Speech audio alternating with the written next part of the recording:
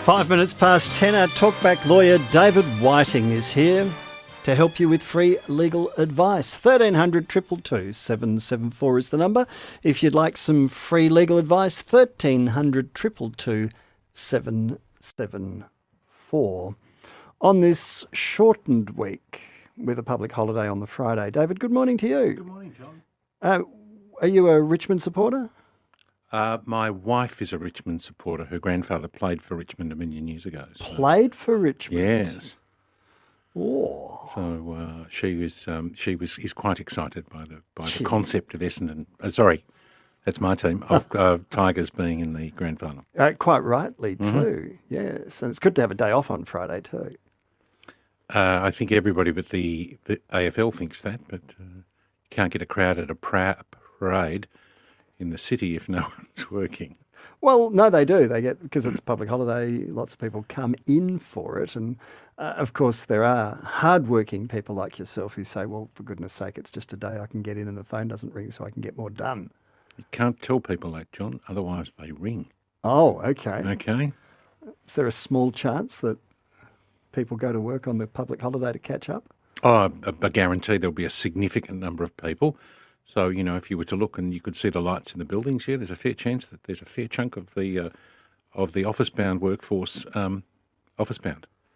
All right. Now, trying to catch up with what's going on. The only gossip I've heard from legal circles recently is there's a number of surprise retirements in the judiciary of people who are not seeing out their full term, saying it's all too hard, it's all too stressful, I'm not enjoying life as much as I could and I'm getting out early. I do think that the stress on the judges is actually it's how often you are required to sit, what short time you get to do your judgments. I'm not surprised, because if you hit, I think it's 65 and you've done 10 years, so the retirement ages for judges is 70, so they're a compulsory retirement at 70 and the opportunity for part-time or sessional work beyond that. But if you can leave at 65 after having done 10 years service and get your judicial pension, which is fairly generous, 2/3 of final salary, and it's indexed in accordance with judges' salary. So if you can leave on that basis, the suggestion is, So the answer is at 10 years and 65, why not? But it creates a gap in the judiciary that needs to be filled. And given governments like appointing people whose values they share, they're desperately searching around for enough people to fill the needs of the Supreme, the county, the magistrates' courts, the coroner's court, the tribunals, and all the other positions they have to fill. And they're scratching around going, where are we going to get them all? Is what I'm hearing. Oh, okay. I haven't heard that one. Yeah.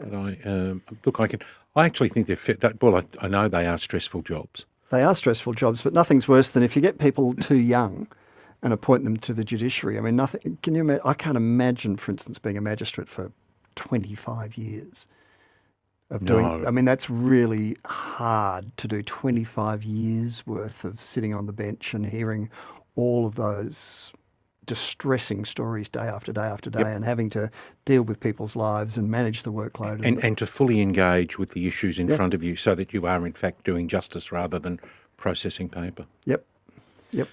Now, John, I had two things. I had while you and I were talking last week, the Governor in Council assented to changes to the Administration and Probate Act, and that's the piece of legislation that deals with estates after you've died. Yes. And one of the things that it's done is that it's changed the rules in relation to intestacy. People dying without a will. Well, it's people dying without a will and in circumstances where the will doesn't fully dispose of the estate. Mm-hmm. So, if I divide the estate into chunks, then it may be that if I don't draft the will properly, there's an intestacy if one of my beneficiaries dies. And you haven't provided for what happens in that event. Or a gift over or whatever you've called. So what the old rule was that you just kept looking. If there was no one, you went from the deceased to the children to the grandchildren. Oh, nobody there. I go up to the parents and the grandparents. Cousins.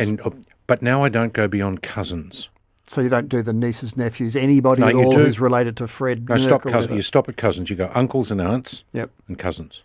And that's it? Yeah, so it's brothers and sisters, but then uncles and aunts and then cousins. You look no further than cousins. Now, I don't know whether there's been an assessment as to the level of income that the state will now get, but my view is there will be some. State trustees used to have a department that tracked down beneficiaries, and you've heard stories from time to time that someone in Eastern Europe who inherited from someone they had absolutely no idea even existed. Yep. And, you know, I once acted for a man who did have a will, but he was the youngest of 10 children, and he'd been in Australia 60 years and he wasn't very good at writing letters. So he had no idea whether he had nieces and nephews or grandnieces or nephews. That would have been a great job for state trustees to track down a man who'd been a labourer in the timber industry in Ireland in the First World War. And, so you get to this, it's now just cousins. Second cousins don't count. A cousin is defined in the legislation as being the child of a niece or of an uncle or aunt. I once had a client come and see me when I was at the legal service, and he said, look, I've received a letter from some lawyers saying I've inherited from a relative I hardly know, and I've been waiting for a meeting for them for months now, and they just haven't turned up. What do I do about it? I said, what do you mean you've been waiting for a meeting for them? He said, well, I've been going to the appointed meeting place day after day after day, and they never turn up. I said, where have you been going? He said, I've been going to the public toilets outside the GPO. You get arrested for doing that too often, I said, what are you John? doing that for? He said, well, here in the letter it says, we'll meet you at your convenience. Very good, John. Very good. and that was the one he regularly went to, clearly. No, it was just an elaborate setup for a very bad gag. Yeah, okay, you should be talking to Red. Thanks. Don't give up your day job. Undoubtedly the text messages that are going to start coming through. The other thing, John, we had, so that's a significant change. I don't know what the maths is.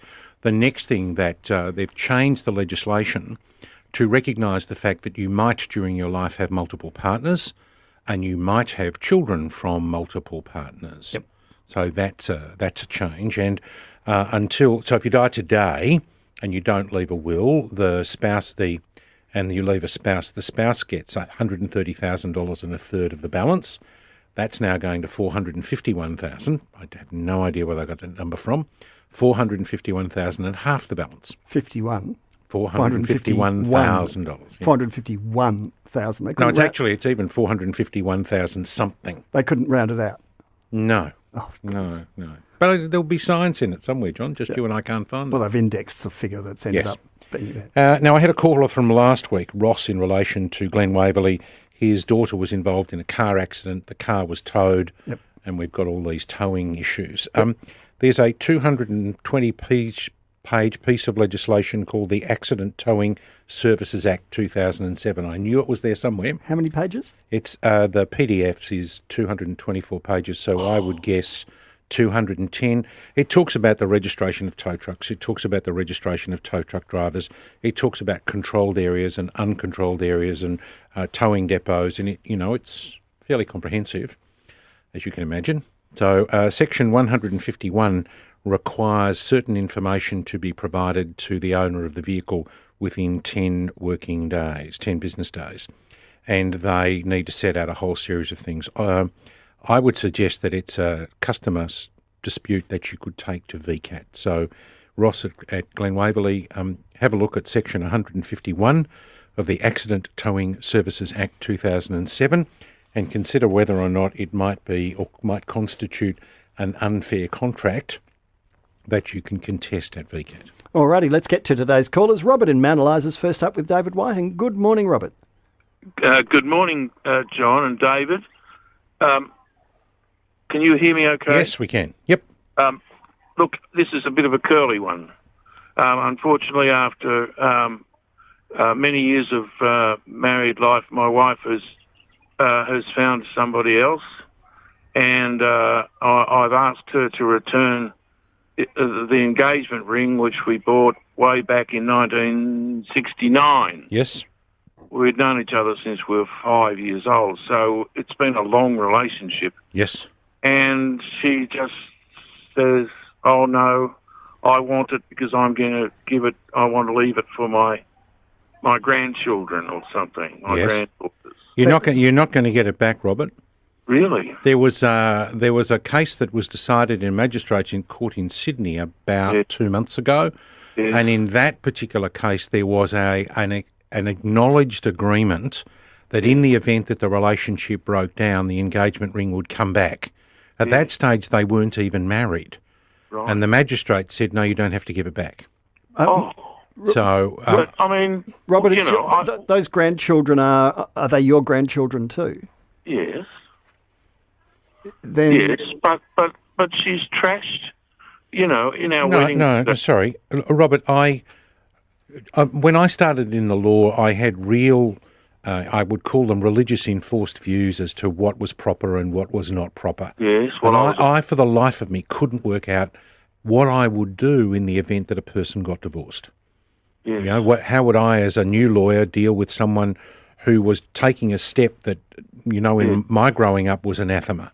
And I came to realise that they were the choices that those people made in relation to their lives, and it wasn't up to me to make those choices for them. Right, I didn't force them to. So, but I look at, you've had umpteen years together. It was it's interesting you said that we bought. So presumably in some way she contributed to it, other than by just choosing it. I paid. I'm sorry, I come along and say it was something that you gave to her nigh on 50 years ago. Yes, on the understanding. That on the shared expectation that you would enjoy your life together. Yes. I don't see that For better, for worse, for richer, for poorer. Yep. Until death we do part. Yep. that was the expectation, yes. But Robert, and even the commitment, John. But it just, 50 years on, it just isn't there anymore. Robert, you have more than the ring between you, I'm sure. Do you need to go off to get advice about other things as well? Well, John, that's a very good question. Are there other assets? Is there property? No, Are there? No, there won't be. No, I don't imagine so. No. So there's no other point of dispute between the two of you? No. Just the ring. And yet if she says the ring's for your shared grandchildren, is that not okay with you? That's a good point, John. I'll take that on board. I understand the grief that you're experiencing, Robert, more than understand it. But Yes. have you had a chance to get some counselling or talk to people? It starts on Friday, John. Yeah. It starts on Friday. Yeah, and I'm glad that that's underway. Yeah. And John, Robert, I think it's a question of the empathy and then the understanding that comes before the law, if you like. You've now got to come to the point where you're going to have a life, where you're still going to have a relationship with this lady because she's the mother of your children. And you're going to interact with her on a regular basis because you both like your children. And there'll be family celebrations and events that you both want to be able to go to. You want to go to weddings, you want to go to, all sorts of things grandparents' day at school, all those sorts of things. I can't see that happening. Well, can I say, it's. I understand the anguish today. Yeah. I come along and say that what you might need to do is 2 lots of counselling. I mean, one for you so that you can come to grips with it. Yeah. And there might then be another lot that in fact deals with the relationship, the ongoing relationship that you will have with the lady you shared 48 years with. Yes. Sorry. Robert, there's lots of groups. I've got text messages here saying Robert should get involved with a local men's group or find someone that you can talk to. Yeah, I've heard all that. I'm a loner, John. Yeah. I've lived my life as a bit of a loner, and now I'm paying the price. Well, you might want to change some of that, Robert. You might want to reach out and find people who you can befriend and talk things through with. I wish you all the very best. Thank you, bless you. And I'm sorry that the limit to what we can help you with is within David's legal expertise rather than more general. I was hoping to give the funds to a worthy cause. Well, I'd come along and say she might well keep it as a memento of the 48 years she did enjoy with you. I see. All right. But Robert, we do from time to time, we do talk about issues to do with relationships and marriage and those sorts of things, and I hope the radio's a companion, and I hope you find support elsewhere as well. Good on you. Hey, good luck. Thanks, John. Thanks, David. Marg in Glen Waverley. Good morning, Marg. Good morning. I wanted to speak about a car accident that I had in May of 2016 where I hit the back of a car. We were both turning left and she started and as I turned to check my right, I started and she had stopped. So I admit that I was in the wrong.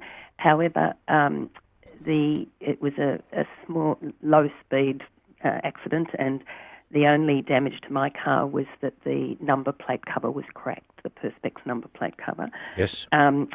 Whereas the back of her car was a myriad of scratches and scrapes and things that she admitted were previous injuries.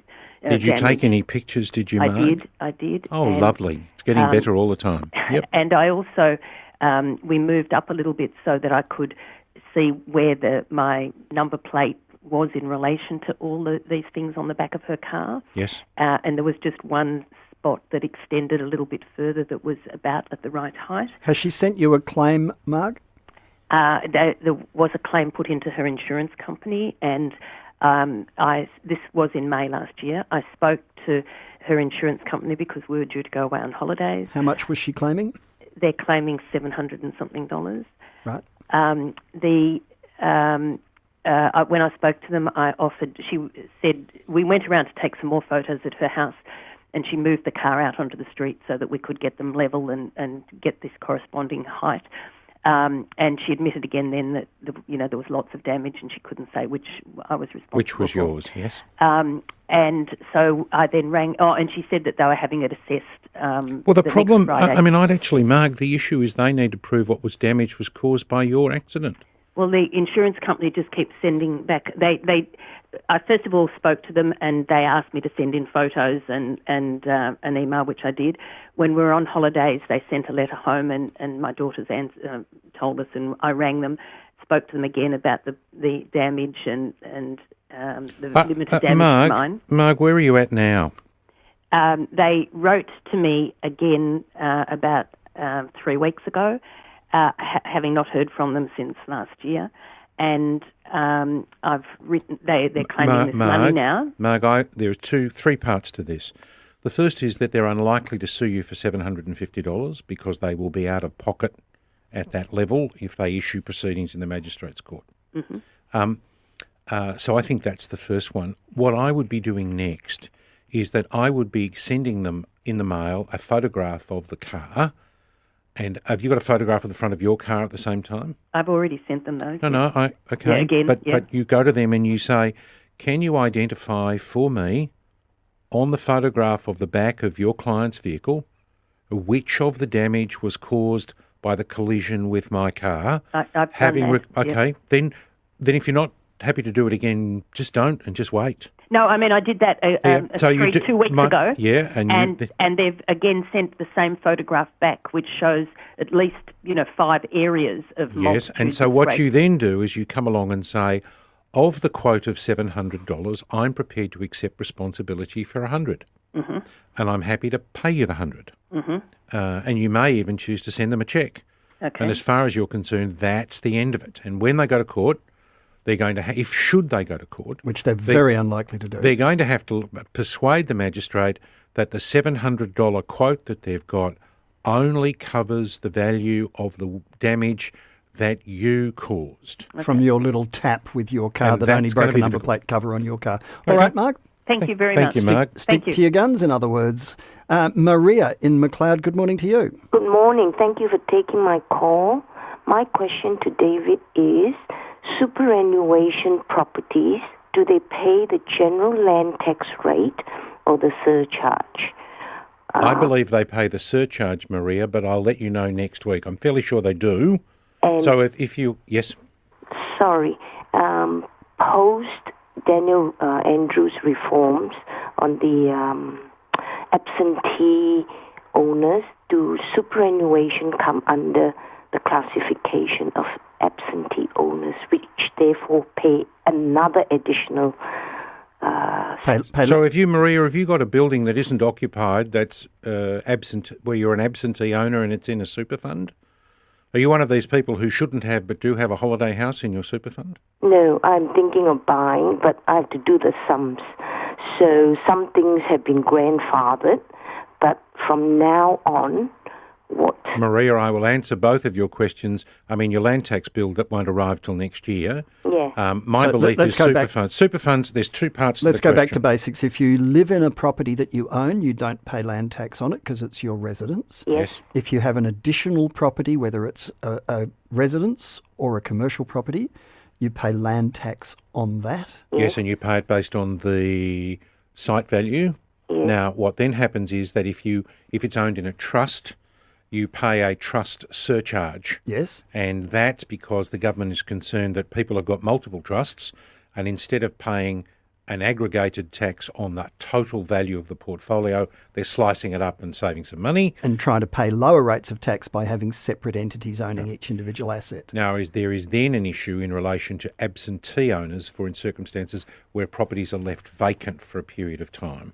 Now, that while I'm aware of the legislation, Maria, I've not had to look at it from that point of view. So next week I'll give you a clear answer to both questions. Good luck with that, Maria. We'll have to be patient. Karen in Sunbury, good morning to you. Good morning, John and David.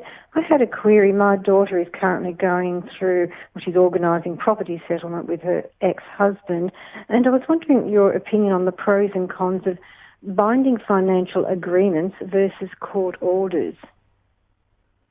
A binding financial agreement between the parties. Is this one during the course of the relationship, or are we talking about a binding financial agreement and when it comes to an end? Well, I understood that it was an option when the marriage has come to an end. Well, you can. The court won't make orders unless it's heard all of the arguments. So there's a difference, if you like, between orders that courts make after they've heard everything and their orders. So your binding financial agreement has the effect of a court order once it's made, but it's not a determination by the court. But it's a consent order, in other words. If Yes. the parties reach an agreement between them Yeah. and say to the court, here, this is our agreement, can you solemnise it, so to speak? Yes. So what happens is that the two parties and their advisors do a deal. Yep. And the deal is then and the deal says, I have got legal advice in obtaining this. And so you, having done a couple of them, what happens is the client says, the client agrees, and the lawyer then has to say, I have explained to my client the pluses and minuses of this deal On each and side. their consequences. On each side, Yeah, separately. so it's Yep. a separate statement. So by the both witness. sides say, we've been separately advised, we know our rights, we've agreed to this as a compromise, and we want the court to stamp it. Yes, and then you have it is about as difficult to set aside a binding financial agreement as it is to set aside a court order. Karen, does that answer your question? I think it does, So- and so they're both as legally binding once they've been organised. There's Yes. no advantage between one or the other. Well, there's less court time in a binding financial agreement than there is in a hearing. Alrighty. I see. Okay, thank you very So much. you save Thanks, a Karen. fortune on legal costs, in other words, which is Absolute why potential. people do it. Yes. Because Thank you. running days and days in the family court costs tens, if not hundreds of thousands of dollars, depending Well, on... if you look at in a sense, the value of the expenses at the bar table, Yep. yes, you could be spending, both sides together, you could easily be at $15,000 a day. Minimum. Can't do that for long. No, you can't. Terry in Rosebud, good morning to you. You're through to David. Yes, good morning. I've been caught on a speed camera. There's another car in the photograph, and its number plate is obscured by my car. I was just wondering, how do they distinguish who was speeding? Have you got any idea on that one? I've got some history on that, Terry, and I don't know whether the rules have changed. What happened? How fast were you going? How fast wasn't was I speeding. alleged to be going, John? The, That's the the other question. car. The other car, John. How can you say it's the other car, Terry? Well, I got caught there. It's that trap in Warrigal Road, in Batesford Road. I don't know, you would have heard about it. Well, what happens, Terry, is that years ago they used to put an overlay on the camera. So they had a piece of black perspex that they would put on the picture, and that would tell them the angle at which the photo was taken, and they could use that to identify the vehicle. So I, at one stage, came along and said, well, because I got a ticket, I must confess, Terry, I ran the argument that that working out which vehicle it was using the black plastic wasn't part of the approved device. Because so you can go to the traffic camera office and you can ask them, how do they know which vehicle it was. And sometimes they have other photos that are available to them, not just one. Have you ever tried to contest a speed camera ticket before, Terry? No. Okay, well, there is a ombudsman. It's a man called Jon Voyage. He runs an office. He's just recently handed down a report about speed camera complaints to do with roadworks on the Ring Road, for instance, where they went back and checked everything, and every one of the people complaining was in fact speeding, even though they claimed they weren't. So, look, there is a system, there is a process. You just have to work your way through it. Yeah, I've seen the photo, and as I say, the other car's number plates. Well, I mean, Terry, to me, I'd be looking at who's had the bigger car, which one's closer to the camera. Can you be bothered? Terry, I got pinged on a red light camera where I was, in fact, in an old car that doesn't go very fast, and they said I was going faster around the corner than the car could probably do. Huh. And I kind of, in the end, thought, look, there's probably other times when I deserved one and didn't get one. I should regard this as sort of fair cop. So you're just going to spend 3 months off the road, John, is that right? No, it wasn't that bad. So it's only one other occasion. Wasn't that bad, but I don't know. It's up to you. It's your attitude, how much time you've got, how much money you want to spend, how agitated you are about it, Terry. I got caught on it, the trap in Batesford Road and Warrigal Road. I got caught on it the month before, so I was very aware of it being there. All right, well, that's the process if you want to go through with it, and good luck. More calls. Can we squeeze a few more in, David, after the news headlines? Let's get back, though, to your calls with David Whiting. Lots of people waiting, and I'm sorry about that, but let's get to Martin in Carrum Downs now. Good morning, Martin. Good morning, John and David. Yes. Thanks for taking me call. Off you go. We married 60 years and we made a will, and we got 2 daughters, and they both got married, and both are divorced. And one took a maiden name back, and the other one still is married and still got her first husband in the will. Well, you mean you got the first husband's name in the will, is that right? Yes. So what you're really worried about is the fact that your daughter has a surname in the will that is not yours. That's right. It's not hers. Well, yeah, it's not hers either or. Okay. So I wouldn't do anything, Martin. The answer would be it's still the same person if she's your daughter. Yes, yes. So you don't need to change the will. It's a question that the executor needs to determine. So the executor will determine whether or not that person is the beneficiary or not. So if you appoint my 2 daughters, Mary and Jane, to be the executors, then it really doesn't matter what their last name is. Last year I did a probate for an estate where the mother insisted on using the married name in the will, and when it came time to get a grant of probate, the daughter executor said, I use my maiden name on all of my identity documents, so we use that one. So I wouldn't change it for that reason, Martin. She's still your daughter, whatever name she's going by, all right? Doesn't matter. No, it doesn't matter. Oh, thank you a lot. Thank you. Pleasure. John in Baldwin, you're through to David. Good morning. Good morning. How are we? Good. Go right ahead. Well, I've called because my current situation at work is that I've been injured. Sorry, you just cut out on us, John. Start again. Oh, sorry. So I've been injured at work, and because of my injury now, I've got limited use of my arm and problems with my neck. I've applied for other work elsewhere, for example, the Defence Force, and before this job that I'm currently doing, which is bus driving, I was doing office work. Yes. Now, my question was, in the Australian Defence Force, I tried to get into the academy to learn new skills, to get a different diploma. I haven't got any other diplomas or anything like that behind me except for my heavy rigid. So, and the ADF has heavy rigid driving qualification. Yep. Okay. Yes. Yep. And the Australian Defence Force know that I've got these problems with me because I've got to be honest. Yes. I'm going to find out eventually.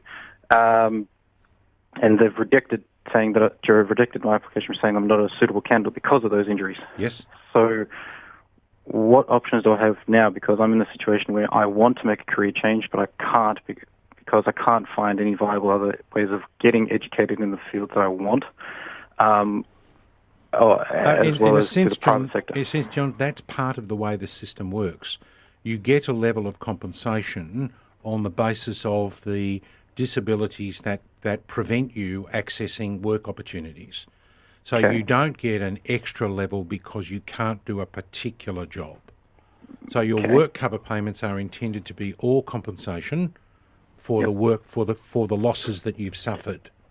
You can't come along and say, I wanted to be a concert pianist, and I have a problem with my right hand, and therefore I can't play the piano, which is different. Which is different from I am a concert pianist, right? And I've injured my right hand because in a sense we all have potential in different directions. In a broad sense, the expectation is that your compensation payments cover all your expectations. But John, your question is also how can you get someone to give you a chance to retrain? That's right. I want to be able to retrain to get but because I can't retrain, because I'm unable to retrain through even TAFE or university, and even going why through why are you unable to retrain? Family commitments, personal life. It's not going to be. If I'm being in a certain trade for certain X amount of decades, going to retrain with all the other personal commitments with family and mortgages, payments, etc. We're all in this situation where we just can't go off and retrain when we've got all the other commitments. That's just about everybody. So I saw the potential of getting retrained through the Australian Defence Force through the academy because I could still get paid while learning that new trade, but obviously that's been rejected. No, and the other thing that you need to know, John, is that the ADF don't have, they're entitled to refuse you. Of course, if they don't. I'm not disputing them. I'm upset because I've been injured because of the work I'm currently doing. Sure. Can you get, at the moment you're getting some work cover payments. Can't you go and do some study whilst you're on work cover, John? I'm still working. I'm still at my workplace 40 hours a week. Yeah. So he's on restricted duties. Yes, so, I'm on restricted duties. Well, you can't. I guess what you're doing is you're saying you want someone to pay for you to get the chance to retrain, and that's not how the system works. Unfortunately, that's all. No. If you want to retrain, it's going to be John from Baldwin that meets that challenge rather than work cover or your current employer or anybody else. So great. That's how I'm stuck in a rock and a hard place in terms of moving forward in my life. Yes. Absolutely. I'd get some career advice if I was you, John. Work cover can provide that. It may not happen instantly, but there are people within the work cover system who can advise you on future vocational opportunities within the restrictions your injury creates. I did not know that. Thank you for the advice. Are you a member of a union? I am, yes. Unions also provide that sort of a service. That's one of the reasons you pay a fee to a union to get that sort of help when you need it. And that's why I listen to the ABC to get this sort of advice. I'd be going back to the union. Because you're paying for that too, is that right, John? I'd be going back to the union saying, I need a hand here. Yes, okay. Thank you for that. If they're good for anything, surely that's one of those things. Jim on the Surf Coast has a theoretical question for you, David. Good morning to you, Jim. Hi. It's been bugging me for some time that we've had to go through this rather divisive plebiscite based on a decision of the High Court relating to, I think it's Section 44 of the Constitution, that allows the government, the Commonwealth, to get funds for urgent and unforeseen events. I would have thought that would have applied to natural disasters and stuff like that rather than... There is a thing, Jim, called the Treasurer's Advance, which is what I'll call the bucket from which all sorts of unplanned things get paid for. Do I think they got it right in relation to the plebiscite? You're between a rock and a hard place, John. The issue is the only the thing... High Court. Well, no, I'm allowed to say they got it wrong, but I can't say that... so I can say I disagree with them. Look, I felt that... we're stuck. We've got an affidavit from the Treasurer that says we didn't talk about it. And therefore it's unseen. And that's the end of the discussion. Because no one else is allowed to give you an affidavit about what they did or didn't say in Cabinet. Yep. And they're the decision makers, not the commentary and analysis that was in the papers. What did Cabinet think of? And Cabinet said, we didn't think of that. Therefore it all follows unseen. from there. And we're not going to second guess the High Court, not here on this program. Jim, John in Ascot Vale, really quick, simple one for David. Morning. Hello, John. Yeah, g'day. Thanks, guys. Can a will be valid with one witness signature? Yes. So I don't need to. Well, no. Whoa. Let's slow this down, okay? Can I say that if you have two signatures, and you execute the will properly, your will is very likely to sail through when it gets to the probate office. Right. It is possible for the Supreme Court to grant probate of an irregular will. Now, the irregular will might have no signatures other than your own on it. So I'm asking for a Supreme Court action if I only have one signature on it. You're inviting complications, I've John. got to tell you, it's a lot easier to get a second signature than it is to run a matter in the Supreme Court. Yeah, I'll so go to please, 2 signatures, and everyone will be grateful. What's the problem, John? Is there a reason you didn't want to? No, I just didn't want to have to redraft the will and get 2 people in the same place at the same time, that's all. Well, why would you redraft it? You could re-execute it. You're just signing it with 2 people watching you sign it and everyone then witnessing your signature all at the same time in the same place with the same pen. So you would say, if you already executed it, perfect, don't redo it. But you would sign at the bottom, re-signed by John of Ascot Vale on whatever on day in the presence of 26th of September. It now becomes a will of the 26th of September rather than a will of the 21st of August or whenever day you got it wrong. Thank you, General Persons. I'll do that. All righty, good on you, and thank you indeed, and thank you, David.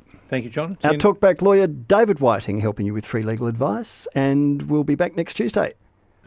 Sunshine. Oh, that's right. We don't know. Oh, well. There's discussions that need to be made at a higher level. Okay, we might be doing a special broadcast about jobs next Tuesday. You've reminded me, and thank you. We'll work that one out when we get there. Thanks, John.